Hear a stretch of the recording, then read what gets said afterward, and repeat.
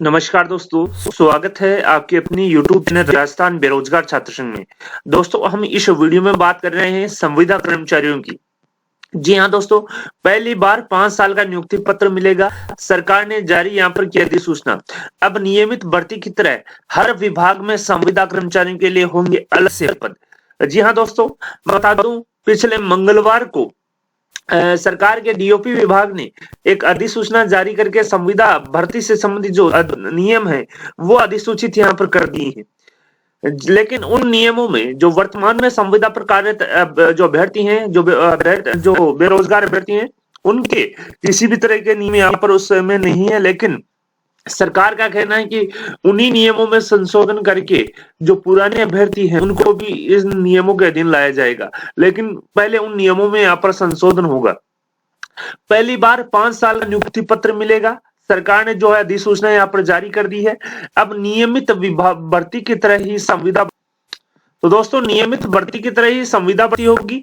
संविदा कर्मचारियों के अलग से पद होंगे। क्या है कुछ पूरी अधिसूचना इस वीडियो में जानेंगे, तो वीडियो को शुरू से अंत तक जरूर देखिएगा। जैसे कि आप देख सकते हैं, फायदा विभागों की मनमर्जी पर लगाम लगेगी। साथ ही मर्जी से नहीं कर सकेंगे संविदा कर्मचारियों की भर्ती। नुकसान क्या है? नियमित भर्तियों में कटौती से बेरोजगारों को धक्का। जी हाँ दोस्तों, अब जब सरकार ने संविदा भर्तियों से संबंधित जो अधिसूचना जारी कर दी है, तो सरकार ज्यादा से ज्यादा अभ्यर्थियों को संविदा पर लेगी और जो नियमित भर्तियां हैं वो कम से कम निकालेगी। आप देख सकते हैं, प्रदेश में लगातार बढ़ती संविदा कर्मचारियों की फौज पर लगाम लगाने के लिए सरकार ने थोड़ी सख्ती दिखाई है। संविदा कर्मचारियों की भर्ती के लिए कानूनी खाका तैयार किया गया है। नियमित करने की मांग पर लगातार बढ़ते आंदोलन को देखते हुए सरकार ने यह कवायद की है। हालांकि संविदा कर्मचारी इस अधिसूचना से पूरी तरह संतुष्ट नहीं है, क्योंकि इसमें नियमित करने का कोई कहीं भी जिक्र नहीं है। नई अधिसूचना के बाद कोई भी विभाग अपनी मर्जी से संविदा व ठेके पर कर्मचारियों की भर्ती नहीं कर सकेगा। इसके लिए विभाग को पहले कार्मिक विभाग व वित्त विभाग से अनुमति लेनी होगी। संविदा कर्मचारियों के नियमित करने की मांग को लेकर आंदोलन करने के बाद पिछले साल मुख्यमंत्री ने संविदा कर्मचारियों की नियुक्ति व कैडर बनाने के आदेश जारी किए थे। इसके बाद कार्मिक विभाग की ओर से अब विस्तृत अधिसूचना जारी की गई है। भविष्य में होने वाली भर्तियों के लिए सरकार ने रोड मैप दिखाया है।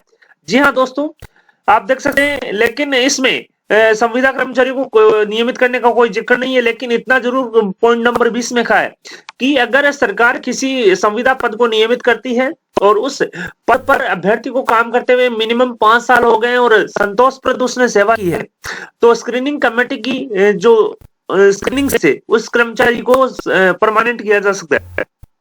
जी हाँ दोस्तों, नई अधिसूचना को इस तरह से समझे, नियमित भर्ती की तरह संविदा भर्ती के अलग से पद। जी हाँ दोस्तों, आप देख सकते हैं, विभिन्न विभागों की अलग अलग परियोजनाओं में संविदा के पदों का सृजन किया जाएगा। नियमित भर्ती की तर्ज पर संविदा कर्मचारियों की भर्ती के लिए अलग से आवेदन लिए जाएंगे। सभी वर्गों को नियमानुसार आरक्षण का प्रावधान रखा जाएगा। आयु सीमा 21 से 40 वर्ष यहाँ पर तय की गई है। पहले 5 साल और फिर 3-3 साल के लिए बढ़ोतरी यहाँ पर की जाएगी। नियमित कर्मचारियों की तरह नियुक्ति पत्र भी जारी किए जाएंगे। इसमें स्पष्ट बताया जाएगा कि संविदा कर्मचारियों को कितने दिन के लिए रखा गया है। पहले चरण में अधिकतम 5 साल के लिए रखा जाएगा। इसके बाद विभाग या योजना को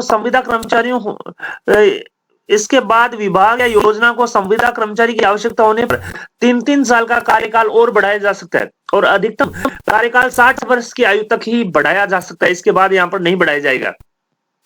हर साल 5% वेतन बढ़ेगा। अलग अलग पदों के हिसाब से वित्त विभाग की सहमति से प्रशासनिक विभाग की ओर से एक मुश्त वेतन निर्धारण किया जाएगा। जी हाँ दोस्तों, इसमें यहाँ पर यह नहीं बताएगा कि मिनिमम वेतन क्या होगा, लेकिन यहाँ पर स्पष्ट कर दिया है कि वित्त विभाग की सहमति से प्रशासनिक विभाग उनका एक मुश्त वेतन निर्धारित किया जाएगा। लेकिन दोस्तों, ये निर्धारित करना अभी बाकी है, निर्धारित नहीं किया गया है। आपके लिए एक प्लस पॉइंट पुराने वालों के लिए निर्धारित किया जाएगा, अभी निर्धारित यहाँ पर किया नहीं गया है। हर साल 5% की वेतन बढ़ोतरी होगी। 12 आकस्मिक अवकाश, मेडिक्लेम, दुर्घटना बीमा व एनपीएस की कटौती के अलावा यात्रा भत्ते का भी प्रावधान है। जी हाँ दोस्तों, मेडिकल इसमें बता दूं, 12 कैजुअल लीव मिलेंगी। इसके अलावा 20 हाफ पेमेंट लीव मिलेगी और इनको 20 हाफ पेमेंट लीव को आप 200 तक स्टोर कर सकते हो।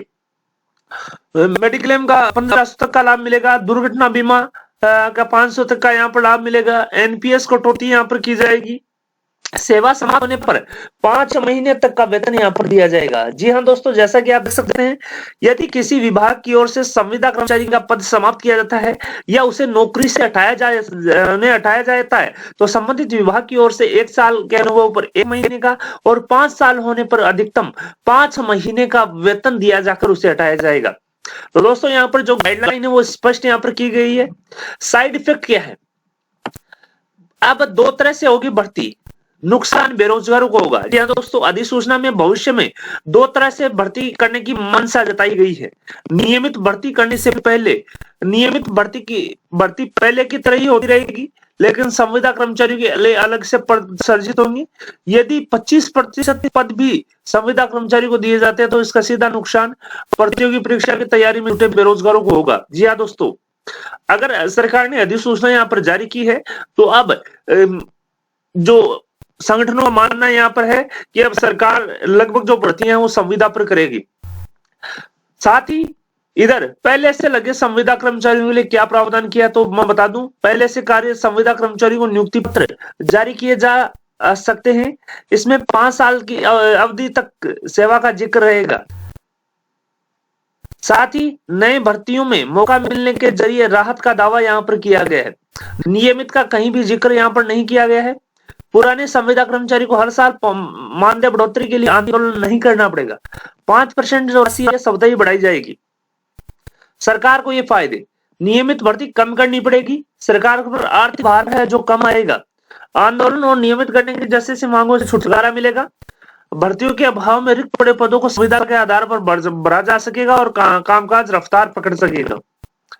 तो दोस्तों यहाँ पर जो मानदेय है निर्धारण यहाँ पर प्रशासनिक विभाग द्वारा यहाँ पर वित्त विभाग की सहमति से किया जाएगा, लेकिन अभी तक किया नहीं गया है।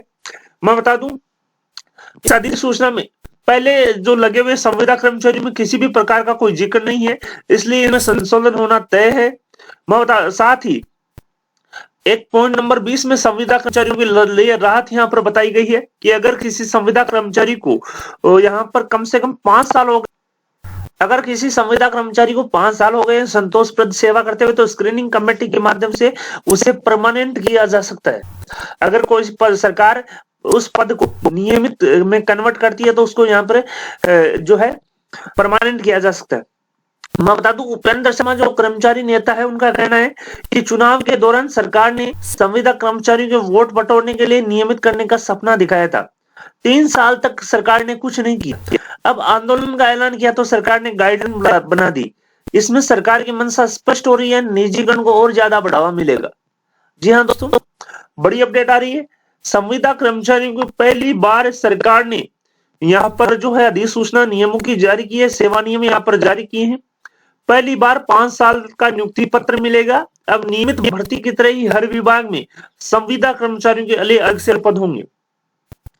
पहले 5 साल के लिए कॉन्ट्रैक्ट पर रखा जाएगा, फिर 3-3 साल का कॉन्ट्रैक्ट और यहाँ पर बढ़ाया जाएगा।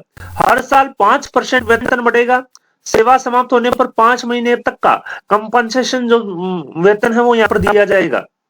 साथ ही मैं बता दूं, जो अब अधिसूचना जो जारी की है इससे नियमित भर्ती का नुकसान यहाँ पर होगा, बेरोजगारों को नियमित भर्ती का नुकसान होगा।